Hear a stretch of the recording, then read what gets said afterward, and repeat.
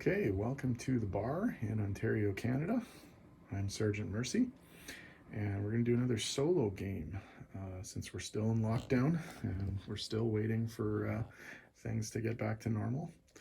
I'm going to do a new game. I'm going to try Young Grasshopper's Tournament Edition, and he's made a few changes to the out-of-box setup. It's not quite as radical as Sired Blood's BBR, but it is there are a few fairly major changes. Now, basically, the setup is completely out-of-box board, completely out-of-box piece setup, with a few little teeny tiny minor differences, but they are going to be fairly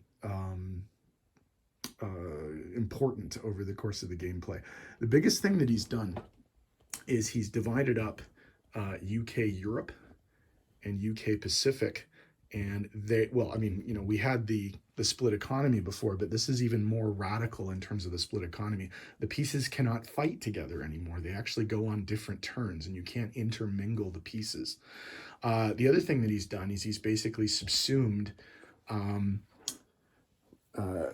Anzac into UK Pacific. Now, I've kept the Anzac pieces just because I want to differentiate. I like my board, and I like having, the different armies and stuff. I've done the same thing, by the way, with Canada over here. I'm using Canadian pieces, even though Canada is part of UK Pacific, or UK Europe. Other things that he's done, there is a minor industrial complex rather than a major industrial complex in Calcutta, and that works the same as the American complexes, that once the Japanese are at war with UK Pacific, then it becomes a major. Now, that's another thing. The Brits in the UK, or in the Pacific, are not allowed to declare war on Japan unless Japan declares war on them. So that's going to be a big difference.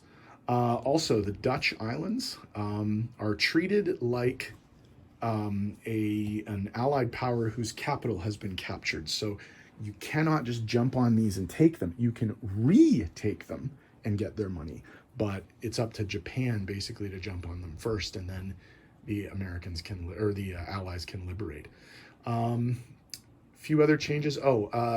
Anytime that a capital is taken, you can't get money for that capital if you take it a second time. If it gets liberated and then retaken, you don't have the ability to get money for that anymore.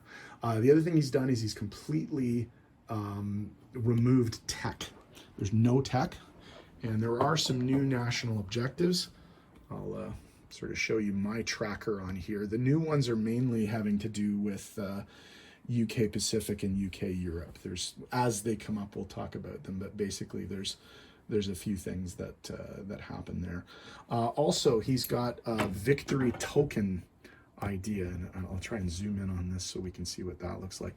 The victory tokens are basically at the end of 8 rounds, whichever side has more tokens wins the game. And what's really fascinating, I think this is going to be really interesting for strategy, is even if you don't retain these, as long as you do them the first time, they count. So, for example, if you ever conquer London, even if the Americans take it back, for example, you still have that token. You have done it, so it counts, right? If at any point in the game, Japan, Germany, and Italy are above 144 combined IPCs, even if they fall below it, they get that token. And it is the same actually for all the allied stuff too. Anytime they're able to do any of these things, they get a point, and whoever has the most points at the end of the game wins.